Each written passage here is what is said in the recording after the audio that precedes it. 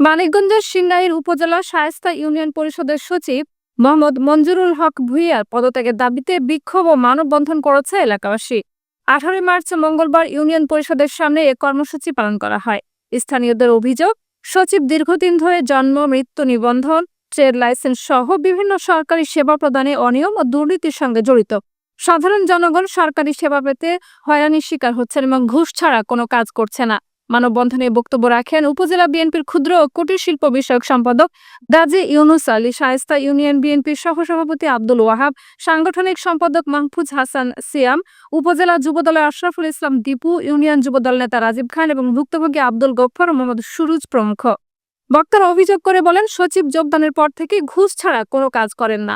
এক একটি জন্ম সনদের জন্য 12,000 টাকারও বেশি দিতে হয়েছে। তার অপসারণ না হলে জনগণের দুর্ভোগ আরো বাড়বে। মানববন্ধনে বিভিন্ন শ্রেণী পেশার মানুষ উপস্থিত ছিলেন এবং তারা অবিলম্বে সচিবের অপসারণ সহ দোষীদের বিরুদ্ধে যথাযথ ব্যবস্থা গ্রহণের জন্য প্রশাসনের হস্তক্ষেপ কামনা করেন।